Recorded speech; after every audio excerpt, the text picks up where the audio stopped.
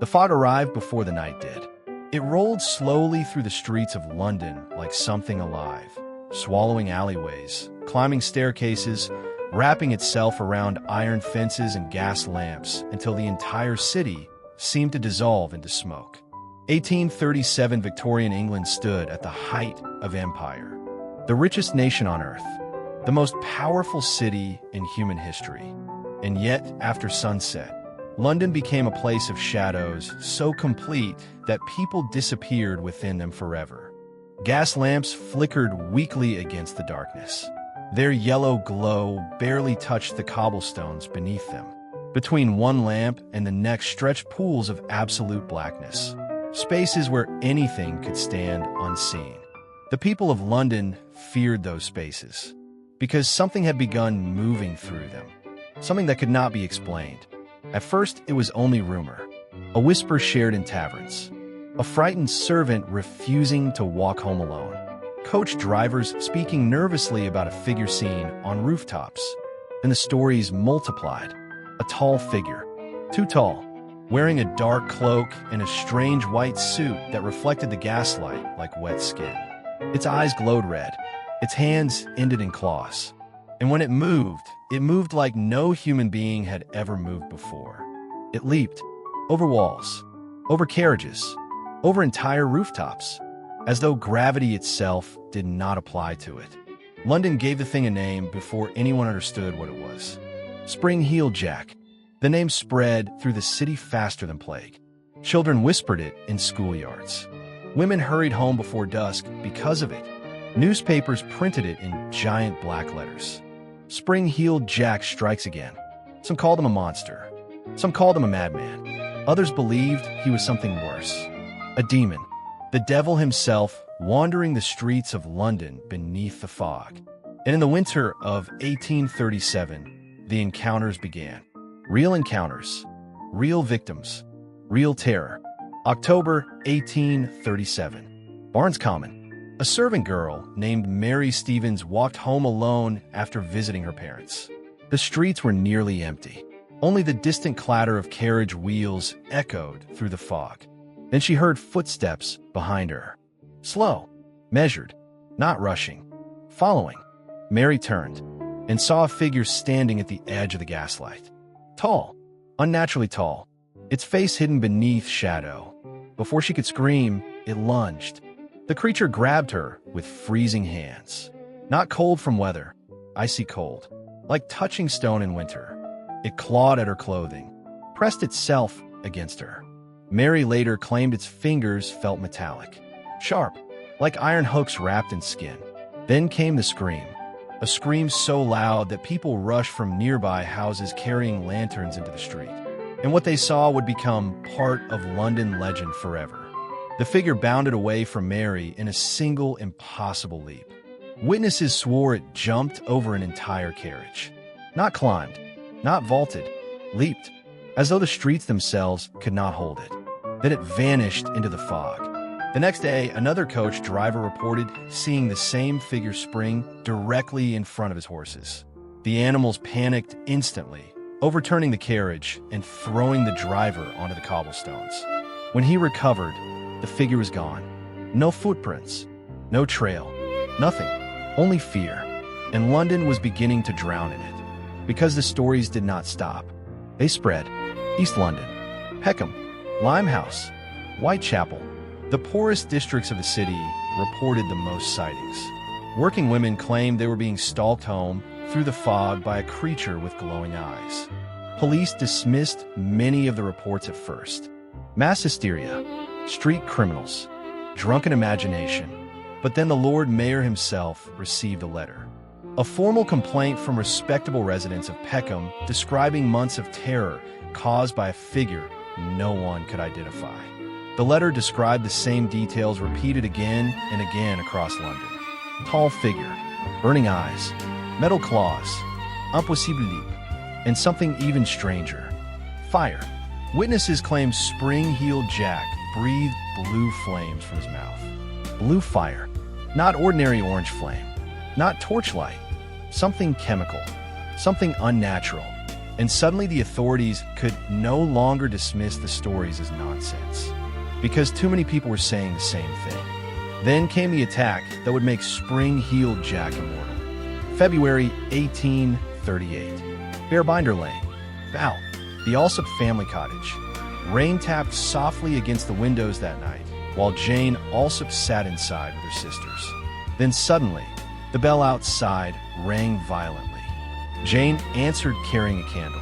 A voice called from the darkness beyond the gate. "I'm a police officer," it said. "We have captured Spring-Heeled Jack. Bring a light." Jane stepped closer, raised the candle, and the flame illuminated something standing beyond the gate that no human being should ever have seen. A tall figure wrapped in a dark cloak. Beneath it, a shining white suit that clung to its body like skin. Its face hidden beneath a helmet. And its eyes, God help her, its eyes, red, burning red, like furnace coals deep inside a machine. Then suddenly the figure spoke. Not loudly, not angrily, calmly. "Bring me the light closer." Jane obeyed, and then the creature exploded into motion. Blue-white flames burst from its mouth directly into her face. She screamed. The figure seized her instantly, tearing at her clothes with claws that ripped fabric and skin alike. Jane fought desperately as the thing dragged her toward the darkness. Inside the house, her sisters heard the screaming. They rushed outside. The creature released Jane immediately, turned toward them, and for one horrifying moment, they all saw it clearly beneath the candlelight. The glowing eyes, the helmet, the claws, the terrible grin stretched across its face. Then it laughed. A horrible, high-pitched laugh witnesses would later describe as inhuman. And with one impossible leap, it vanished into the darkness beyond the gate. Jane Alsop survived, but London changed after that night, because now Spring-Heeled Jack was no longer rumor. He was real. The newspapers exploded with headlines. Artists drew terrifying sketches of the creature. Crowds gathered in taverns debating what it might be.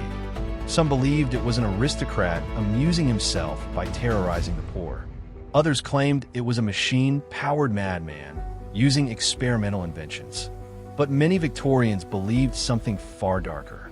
That Spring-Heeled Jack was supernatural, because Victorian London already believed evil walked among them. This was a city where public executions still existed in living memory. A city of disease, child labor, murder, and starvation. Churches preached constantly about demons, sin, and damnation. Spring-Heeled Jack fit perfectly into the fears of the age. He became the physical shape of the darkness itself. And the sightings continued. Only days after the Alsop attack, another woman encountered the figure in Limehouse. Lucy Scales and her sister walked through Green Dragon Alley late at night when they saw a tall figure standing motionless beneath the fog, watching them. Then slowly it raised one hand, and blue fire erupted from its mouth directly into Lucy's face. She collapsed instantly onto the pavement, convulsing violently. Her sister later claimed the flames looked almost electric, blue at the center and white around the edges. The figure did not run afterward. It simply turned and walked calmly back into the darkness. That detail terrified people most of all. Spring-Heeled Jack never seemed afraid, never rushed, never panicked. He behaved as though the city belonged to him, as though ordinary people could never truly stop him. Scotland Yard began collecting reports from across Britain, and the pattern became impossible to ignore. The same description appeared again and again over decades. Different witnesses, different cities, different generations. Always the same figure, always the same glowing eyes, always the same impossible jumps. The police tried desperately to explain it. Perhaps spring-loaded boots, perhaps hidden mechanical devices, perhaps chemicals capable of producing flame. But every explanation collapsed under scrutiny. Victorian engineering simply could not explain the heights witnesses described. Some reports claimed he cleared entire rooftops in a single bound. Others claimed bullets passed through him. Then came Aldershot, nearly 40 years after the first sightings. A military sentry stood guard near Aldershot barracks one freezing night when he noticed something descending from above. At first he thought it was a man climbing down a wall. Then he realized no man moved like that. The figure landed silently near him. Tall, glowing eyes, dark cloak. The sentry challenged it immediately. The figure struck him with enormous force. Other soldiers nearby heard the commotion and rushed outside carrying rifles. They opened fire. Multiple shots. Close range. And according to military testimony, the figure laughed, then sprang over the barracks wall in one enormous leap and vanished into the night. Official military testimony, recorded permanently and still unexplained. By now, Spring-Heeled Jack had become something larger than reality. Penny dreadful novels transformed him into a fictional villain. Stage plays featured actors dressed in capes and glowing masks, terrifying delighted audiences. Children played games pretending to be Spring-Heeled Jack in alleyways. The nightmare became entertainment, but the fear never completely disappeared, because somewhere beneath the fiction remained one terrifying fact. Nobody ever caught him. Nobody ever proved who or what he was. Theories multiplied across Victorian society. Some blamed the Marquis of Waterford, a violent aristocrat known for cruel pranks and drunken assaults. Others believed multiple criminals copied the legend over time. Some scientists attempted rational explanations involving chemicals and mechanical devices. Religious groups insisted the answer was obvious: demonic visitation, Satan walking through London. And perhaps the strangest theory emerged decades later in the 20th century: extraterrestrial, an alien visitor mistaken for supernatural by primitive Victorian witnesses. The glowing eyes, the strange suit, the impossible leaps, the blue fire, technology so advanced it appeared magical. But even that explanation leaves questions unanswered. Why attack random women? Why disappear after 1904? Why remain silent? Why never return? Because that is perhaps the most disturbing part of the entire legend. After nearly 70 years of sightings, Spring-Heeled Jack vanished. Nitten hunalafia iwaton. Livakul. Hundreds of witnesses reported watching a figure leap across rooftops before disappearing into the night. And then, nothing. No more sightings. No more attacks. No more glowing eyes in the fog. The 20th century arrived with electric lights, cameras, automobiles, and modern policing. The deep darkness of Victorian London vanished beneath technology, and Spring-Heeled Jack vanished with it, as though he belonged only to that world. The gaslight world, the fog world, the world where shadows still ruled the streets. Modern investigators continue studying the case today. Old police reports, military testimony, newspaper archives, and still no explanation fully satisfies the evidence. Mass hysteria explains some encounters. Not all. Pranksters explain some sightings. Not 70 years of them. Mechanical inventions explain some details, but not the impossible leaps. And so Spring-Heeled Jack survives in the strange space between fact and nightmare. Not fully history, not fully myth. Something in between. Something unresolved. Perhaps that is why the legend refuses to die. Because unanswered mysteries stay alive longer than solved ones.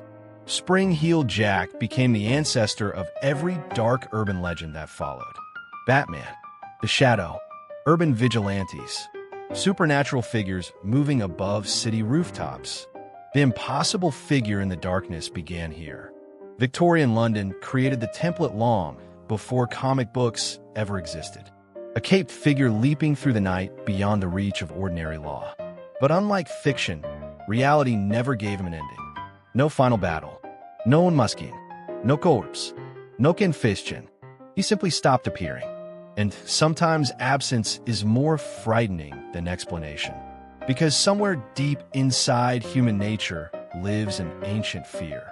The fear that something may be waiting just beyond the edge of visibility. Watching from the dark, Victorian London understood that fear intimately. Every gas lamp created darkness around it. Every pool of light created deeper shadow beyond. And in those shadows, Spring-Heeled Jack waited. or seem to. Nearly 2 centuries later, the gas lamps are gone. The fog has thinned. The streets changed. But the darkness between the lights still exists. And somewhere inside that darkness, the question remains,